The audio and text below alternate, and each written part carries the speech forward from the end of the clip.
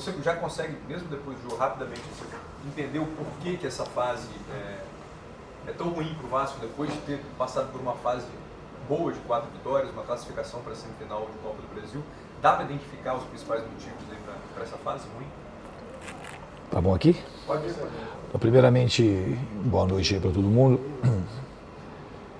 Na verdade, não foram só 4 vitórias. A gente teve um período, acho que de 12 jogos. Em 12 jogos a gente perdeu para o Palmeiras só. Acho que foram 7 vitórias e 4 empates e uma derrota. Foi uma sequência importante para a gente. Eu acho que depois disso, como aconteceu depois da vitória do Santos, e no começo do campeonato também tem uma oscilação, a gente baixou o nível de concentração e as derrotas, as 5 derrotas, elas têm características muito distintas. O jogo de hoje, por exemplo, não foi igual a derrota do Grêmio, e Juventude do São Paulo também não teve nada a ver. Eu acho que o Grêmio e o Botafogo foram derrotas muito parecidas, que a gente foi muito apático, praticamente do começo até o final do jogo. Hoje o aspecto anímico melhorou, a gente marcou melhor e a gente estava com dificuldade de criar, o time com uma certa falta de confiança, faltou coragem para poder fazer as coisas, para adentrar mais o último terço do campo e conseguir construir o maior número de finalizações, mas teve muito mais vontade de marcar e de se defender. O jogo foi mais equilibrado e a expulsão acabou determinando muito o resultado do jogo também. Aí a gente foi com um jogador a menos, o Bahia colocou um empilhou mais atacantes, só que a gente tomou um gol de novo numa falha que a gente não devia, uma coisa fácil de resolver. Foi o Bahia, isso também tem sido uma constante nesses últimos 5 jogos. A gente mais entregando o gol do que os adversários construíram de maneira contundente. Então agora a gente tem que saber juntar de novo, unir e melhorar. Sexta-feira a gente tem um Inter em casa e a gente precisa fazer melhor o que a gente tem feito. Depois dessa fase boa que o Rafael citou, agora com essa sequência de 5 derrotas, os vascaínos voltaram a fazer contas contra o rebaixamento. Isso é uma coisa que ainda passa na cabeça de vocês, dentro do vestiário, do elenco? Vocês veem o rebaixamento como uma ameaça real ainda antes de terminar o campeonato? Claro que vê. E tem que ver mesmo. A gente não tem pontuação ainda, faltam 3 jogos, a gente precisa pontuar. E isso é uma coisa que a gente devia ter. Isso é um erro, talvez um dos erros principais do time, é meio que quando o campeonato se apresentou para a gente tinha repertório, condição, jogando futebol de uma maneira que a gente podia aspirar a coisa melhor, a gente meio que rejeitou. A gente não abraçou, e a torcida incentivando e apoiando. E aí, ou se você não vai, você fica. Você não fica mais ou menos, ou vai para cima ou vai para baixo. E a gente, porque no mesmo lugar você não fica. Se você não vai, não produz e não ganha jogo, o lugar da tabela a gente não ia ficar. A gente ia ficar em 7º lugar. A gente podia ter avançado mais, podia estar falando de uma outra coisa hoje, mas hoje a realidade é essa. A gente precisa pontuar e o rebaixamento, lógico que é uma questão. Faltam 3 jogos para terminar o campeonato, nós precisamos ganhar jogo. E a torcida está certa de fazer conta e a gente tem que ganhar jogo. É isso que a gente tem que fazer. Diniz, boa noite. Henrique Bionde, canal A Hora do Vasco. 5 derrotas consecutivas, é difícil normalizar isso, né? O Vasco ele se comunica um pouco mal com o seu torcedor em relação a algumas coisas administrativas. Venda da SAF, a questão do potencial construtivo e reforma de São Januário já perderam também o tempo, aí, o time de quando vai ser. A gente tem também as ações da Vasco SAF em arbitragem, também não temos nenhum posicionamento oficial. E essa ansiedade, né, própria falta de comunicação, vai para o torcedor começa também a especular muita coisa e agora chegou na sua pasta Campo e Bola. E várias especulações acontecendo durante essa semana. O Diniz perdeu o vestiário, o elenco está rachado, os jogadores não estão se comprometendo com o brasileiro por causa da Copa do Brasil, enfim, várias especulações. O que eu vou pedir aqui para você, por gentileza e com todo respeito? Se você pode ser o mais sincero e o mais esclarecedor possível, ao contrário do Vasco, para o seu torcedor. O que realmente está acontecendo? O que você pode falar? Eu sei que existe um limite para isso, claro, mas até onde você pode falar, eu peço para você esclarecer para o torcedor. E se você trazer esse problema para você, como você é um grande líder, você traz para você vários problemas que vêm acontecendo durante sua passagem no Vasco. Você acha que a sua relação com o Pedrinho que já falou, externou vários momentos que é muito seu fã, que gosta muito de você, se isso te coloca numa zona de conforto diante desse cenário que em qualquer time grande seria pautado uma demissão. Obrigado. Não tem conforto no Vasco com 5 derrotas, Lineker. E o Pedrinho gosta muito de mim, mas se o dia que ele tivesse que me demitir, ele teria que me demitir. Mas eu não acho que essa é a questão. Você sabe que o time tinha uma projeção, que o time conseguiu feitos importantes nesse período que eu estou aqui. A gente teve momentos brilhantes, assim, meio que de subir e descer, a vitória do Santos, a classificação do Botafogo, essa série de 12 jogos praticamente com uma derrota no meio, e jogando de uma maneira tal que a gente deu muita esperança para o torcedor e o torcedor tem esperança também. Nós estamos na semifinal da Copa do Brasil. E não tem muito sentido, e não é por conta de mim, não é por causa do Pedrinho, você especular assim, demissão, porque foi assim, praticamente 14 dias para que aconteceram esses 5 jogos. Então você não pode, isso é um mal do futebol brasileiro. Então uma coisa que era fantástica em 14 dias, que tipo de administração seria essa? Que alguns clubes fazem isso e erram muito, né? Você tem que demitir se o cara não confia, se o cara acha que não vai prosseguir, se acha que é ruim.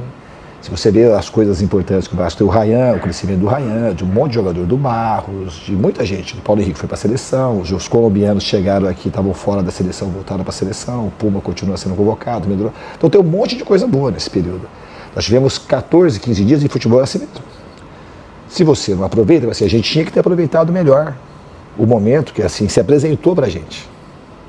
Hoje não faltou vontade, não faltou ânimo, mas não faltou concentração também. Mas contra o Juventude faltou contra o São Paulo, faltou contra o Botafogo. Então agora o time vai reaprendendo. Quando eu falei uma vez numa entrevista aqui que o Vasco aprendendo a ser grande, não é o Vasco instituição. O Vasco é gigantíssimo, os maiores times do mundo. Vou comparar o Vasco com o Manchester United, que lá em 2000 fizeram semifinal de campeonato mundial, e o Manchester United, esse período para cá, passa por um período parecido com o Vasco. E eu falei do recorte histórico aí dos 25 anos para cá. Mas nem era disso que eu estava falando. Eu estava falando desse Vasco, que eu sou o time que eu dirijo, eu me incluindo, e os jogadores, esses jogadores que precisam aprender a ser grande do tamanho do Vasco. A gente não pode colocar a torcida e alimentar a torcida de esperança, uma torcida tão sofrida, a gente agora não vai. Agora agora não vai. A gente não pode fazer isso. A gente tem que ser mais contundente. E isso é aprender a ser grande. Do jeito que a torcida é. A torcida é imensa. O Vasco vai ser gigante sempre. É um dos maiores times do mundo. Só que o time tem que aprender a ser grande. Quando eu fizer aquilo, esse time precisa aprender a ser grande. Em relação às outras coisas de vestiário, isso é bobagem. Você sabe que é bobagem. Sabe da minha relação? Como é que ia ter um vestiário? Quem quer rachar o vestiário? O Léo Jardim? O Ryan? O Veguete? O Felipe Coutinho? Todo mundo melhorou. O Felipe Coutinho, outra coisa, o Felipe Coutinho não jogava partidas sequenciais. Acho que ele já é agora, nessa temporada. Provavelmente é a temporada da carreira dele que ele fez mais partidas, e partidas consecutivas, treinamentos consecutivos. Então tem um monte de coisa boa nisso. O que tem de muito ruim, esse recorte de 5 jogos, ele é muito pesado, muito ruim. E é uma tristeza muito grande. Eu quero vir aqui comemorar a vitória, falar vitória Vascão, assim que for possível. Então assim, eu agradeço a tua pergunta, foi até bom, a tua pergunta foi muito boa, para eu poder esclarecer as coisas. Professor Diniz, boa noite, Ícaro Caldas. Considerando o jogo de hoje, a principal característica do seu time é a construção apoiada, a saída curta, com troca de passes. E o 4-3-1-2 do Bahia, com o William José fechando no Cauã Barros, acabou o senhor não fazendo a saída curta, como é característica do seu time, e optando por uma saída mais longa. Por qual motivo se deu isso? Obrigado. Queria que o senhor respondesse taticamente também. Obrigado, professor. Não, taticamente não foi por conta disso. A gente saiu mais alongado porque a gente não estava com a confiança necessária para sair jogando curto. Que é uma das coisas que a gente cobra, que o time não sai jogando de outras maneiras. A gente saiu de uma maneira mais longa, era o que dava para fazer hoje, como foi contra o jogo do Botafogo. A gente saindo mais curto, não estava tão difícil para sair. Hoje a gente veio para o jogo hoje mais pressionado, tinha um decréscimo ali de confiança, o Felipe Coutinho também não jogou, que é um jogador que ele se aproxima e acaba dando confiança, além de dar genialidade para a saída, ele acha outros tipos de espaço, a ausência dele acabou também tirando um pouco do repertório para nossa saída, e a gente optou, somente no segundo tempo, sair com bola mais longa, que era o que o jogo estava pedindo.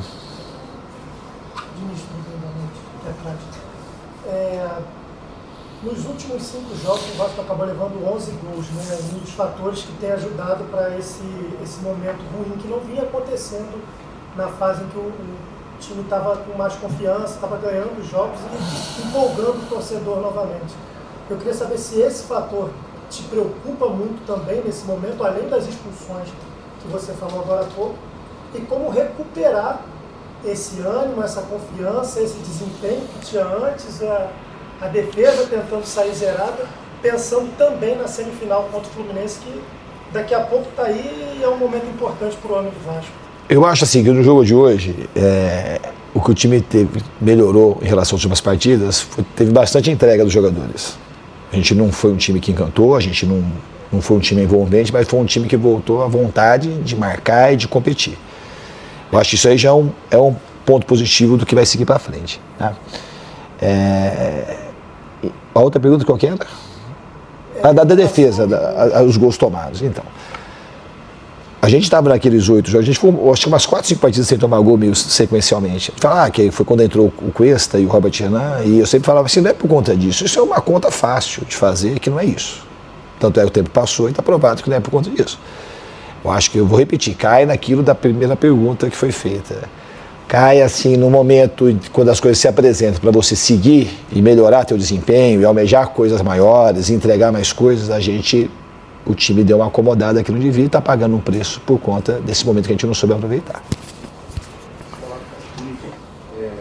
João Pedro Cardoso, do Jornal Globo. Eu queria te perguntar, ali dentro do vestiário, como é que a mensagem que você passa para os jogadores depois de uma derrota como essa? Você enfatizou que a expulsão do David foi determinante para a partida, também enfatizou os erros defensivos, mas também enfatizou que o Vasco precisa melhorar, ganhar jogos para pontuar. A mensagem para os jogadores é mais de uma bronca, talvez, de tentar mexer ali animicamente com o elenco, ou de tentar reanimar para dar confiança para os jogadores? Eu acho que são as duas coisas. Eu acho que tem correção, e todo mundo sabe, e tem coisas importantes que a gente melhorou o estado anímico, e a gente precisa voltar a ter coragem para poder, e confiança para fazer as coisas que o time sabe fazer. Então, eu acredito muito no time. Eu já falei mais de uma vez, é um time que trabalha muito, o Vasco. Trabalha muito mesmo. É um dos times que eu peguei na minha carreira que mais trabalha e a gente vai juntos sair dessa situação.